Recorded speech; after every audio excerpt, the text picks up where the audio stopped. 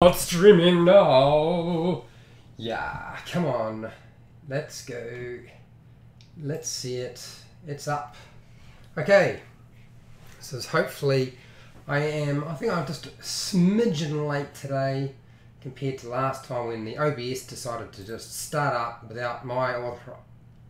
Just did its own thing. I don't know why it did its own thing, but apparently it did. So I do apologise to anybody who thought they were going to get a video yesterday and instead what they got was something else completely different. But today we're organised. This is the day I was supposed to do this video. The sound is good, so we're going to get started fairly quickly. I guess this is more of me trying to show how goofy I can be. Well, it certainly seems like that's the sort of video you're going to get for today. But what I will do is I will go through essentially how I use the concept of the critical fumble for my own monsters. Alright, so I'm just going to make sure and check that there's no reverberation, because the last time I did something like this there was some horrible reverberation, because as soon as I transferred over to the scene that I wanted to use, suddenly the webcam popped into appearance. Okay, alright, so good. Alright, so my little demonstration is going to work fine. Good news, I'm glad.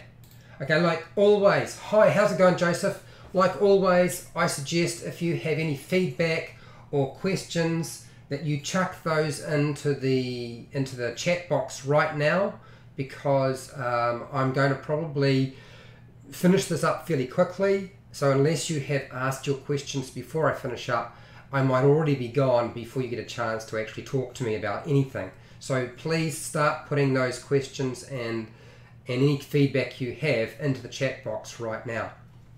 Okay, all right, a drink of water and we'll get started. For those of you who are unaware, I do monster tactic videos from time to time, and this is one of them. Hi, welcome to How to D&D. My name is Fred Wheeler, and today we're going to talk about Dungeons and Dragons, but specifically we're going to talk about Dungeons and Dragons or monster tactics, and I want to talk about the critical fumble. And this is where you're going to roll a 1. I often have my NPCs or my monsters do things that are not perfect, so imperfect tactics. So it's a bit strange. I'm doing a tactics video and I'm talking about deliberately using poor tactics with your monsters for a variety of different reasons. And it doesn't matter whether it's a beast, a creature, a monster, a demon, devil, an NPC, it can be absolutely anything. And as we know, when you roll a 1, that means you automatically fail the attack roll.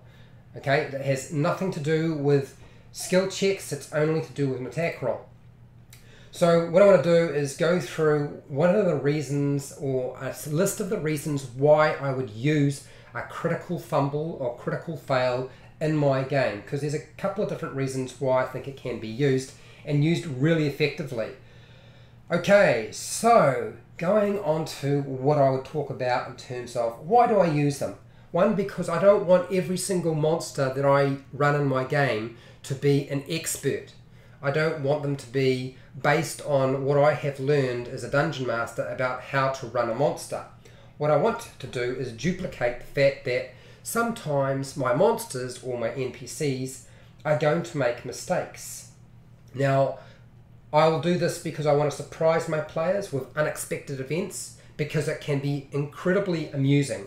One of the reasons why I'm using this particular image is where you can see the goblins are running around and they're burning the town and causing all sorts of strife. And of course, one of them's managed to set themselves on fire. And this would be an example of a critical fumble in this case. So it's surprising for the players, unexpected events. Also, if the fight is pretty much almost over and I don't want to have the monsters run away, sometimes I will just have them just lose or perish a lot faster.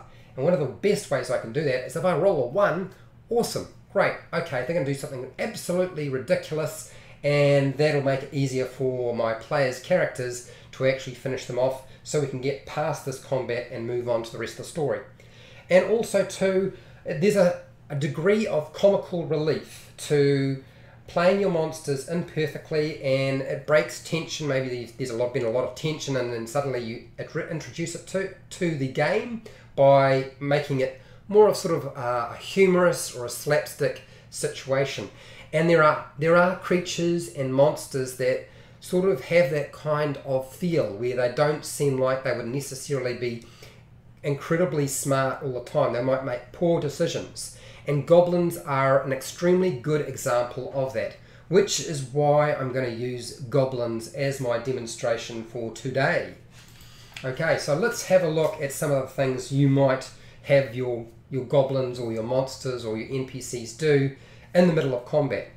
So falling over or slipping over a banana peel. I've got some goblins here. They're all sort of staged around the adventurers, and whether they get into a combat, whether they've got archers or they get into melee combat with some of the players' characters, it really doesn't matter.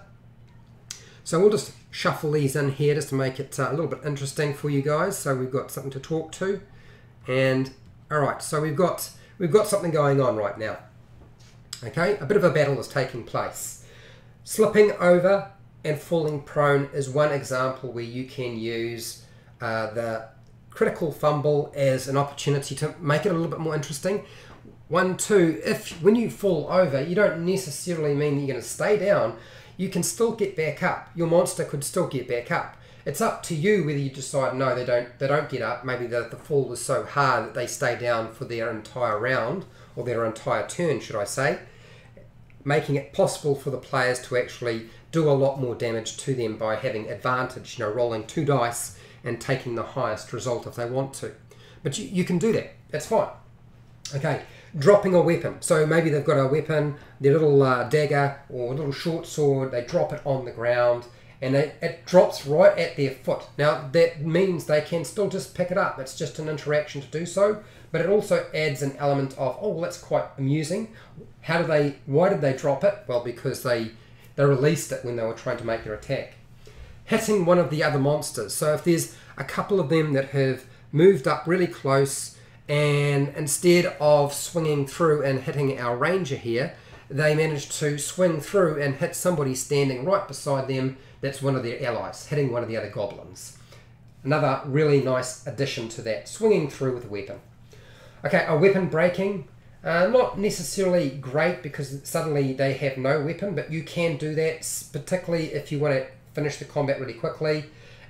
They can't repair it this turn or this round or this combat, so it's out of commission, and so they have to shift to a different weapon or make a different decision. Maybe now they are going to actually run away, or maybe they're going to take somebody else's weapon, or maybe they're going to pick up a weapon that's lying on the ground from somebody else who's fallen due to the combat. Hitting themselves in the head or leg. I've done this a few times. It's quite entertaining. I know that my players are like, how can this creature actually hit themselves in the head? Well, surprisingly, they did manage to do this. I have actually seen people in real life do that before, hit themselves in the leg or the head with the thing they're holding. So it's entirely possible it could be done with a weapon as well. Okay, if you are in an enclosed area, in a building, in a dungeon, swinging through and striking a door or a wall, and you can have it just strike door or wall, or you can have it get stuck or lodged in that door or wall. Having your weapon bounce off armor, so maybe you strike through, you hit the character who's wearing the full plate armor, but instead of actually just missing, it's like it did hit, but it just bounced. It just didn't find a vital spot in the armor. So yes, bouncing off their armor and then vibrating is another way. I've used this a couple of times. Pulling a muscle during an attack, which means then you need apply something like disadvantage to their attack rolls because they're going to find their attacks a bit more difficult. So you roll like 2 dice and you take the lowest result. Okay, another way of duplicating that if you want to.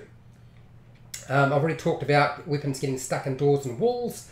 Missing the target absolutely completely. It's not very exciting, but you can do it. I don't really like that one as a critical fumble myself.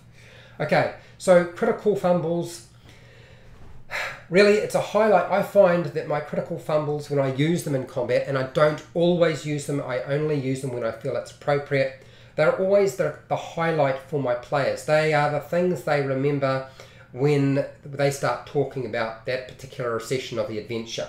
It's always the thing that pops up for players, I find, about that monster who did something really stupid in combat, and that's what they remember. I don't recommend using this every single time. I don't think that every time you roll a 1 on your 20-sided dice to make an attack roll with your monster or your NPC or your beasts or creatures that you make it a critical fumble. I suggest using it as a tool based on the things I talked about before. You can create charts. There's a truckload of charts. There's cards you can buy that are critical fumble charts and cards. And yeah, make your own stuff up. I've given you a few ideas, and there's enough there. I think I've given you about 11 different ideas. One more and you just roll a 12-sided dice and you've got yourself a critical fumble chart. You just got to type it up. Okay, so hopefully that was useful to somebody here today. I certainly hope it was. I don't know that this is the type of monster tactic videos that I will tend to do often. It's really more about, well, I wanted to do something that was a little bit more fun today, and this is why I've done this particular video. So if you found this video helpful or informative, or at least entertaining, or something you can add to your game to make it more interesting, then that would be awesome, and it would be great if you could hit that thumbs up, or just share the video with somebody else so that they can see it. If you aren't already subscribed, then hit that subscribe button if you like this sort of content, because there's going to be a truckload more monster tactic videos coming out very shortly. On top of that, there is a bell button beside the subscribe button, and if you hit the subscribe button, it will let you know when I am live, and then you can actually watch the videos when I'm live, which is great. And when I publish a new video, you'll also know. This is a good time now, guys, to start sticking up those questions and doing the shout outs to me so that I know you're there. Okay, so if you have questions or feedback, start putting them in the chat box right now. Right, if you want to support my channel, watch more of my videos. There's like over 400. There's bound to be something that you'll either find entertaining or disagree with. That's fine too, okay? I don't do Patreon, but down in the description there's an affiliate link. You can buy stuff online. You don't even have to buy the thing that I've linked to. I get a small commission and you pay exactly the same price. Okay, and hey, till next time, keep rolling those ones. No, I'm only kidding. No, I don't want you to roll the ones. Keep rolling those 20s. And if you roll a 1, try to make it a bit more interesting. Okay, Joseph, yes. I don't know if you're still in the room, Joseph, but thank you for coming and watching. Tommy LeBlanc. If I got your name wrong, I do apologise. Howdy, howdy. How's it going, Tommy? Corey, helpful, thanks. Well, at least I've done something helpful, apart from the terrible video that you guys got, which was no sound whatsoever yesterday, because for some strange reason, I was offline and OBS decided to suddenly start live streaming. And I didn't even understand how that was possible, but apparently it can happen. Oh my gosh, I'm just going to say your first name, Rat. Okay, I won't say the next word. Okay, and you are welcome, Rat. I'm glad I could be of some help. All right, Joseph, what do you got here? You need Fumbles to help, as it makes the narrative much better. Yes, I think it does. I honestly think that adding in a fumble to your attack makes it more interesting, and even doing something on critical hits. But I feel like the critical hit is going to be saved for another day. Maybe tomorrow. Maybe tomorrow. Now, for those of you who are unaware, I am on Twitter, I am on Facebook, I am on Twitch TV, I'm mostly on YouTube. I am starting work tomorrow, which means that my live streams are going to be a lot later in the day. It'll be about 7:30 PM New Zealand Standard Time. Those are the days that I am working, because that's the time I can do after work.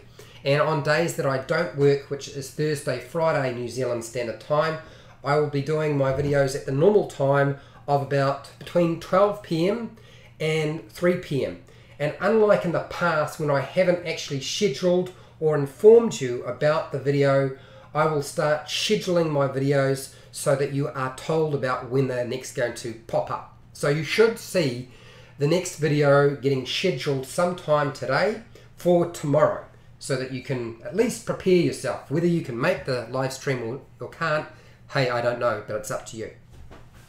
You make that decision. Okay, what do we got here? Mel, how's it going, Mel? Our barbarian rolled 3 natural ones in a row. Oh, that's brutal. He wound up locked inside a skeleton's coffin, while the now free skeleton was left to terrorize the rest of the party. Well, that's quite entertaining. Really, this video wasn't about your players rolling for a fumble. It was really about monsters making a critical fumble and using critical fumble chart for your monsters.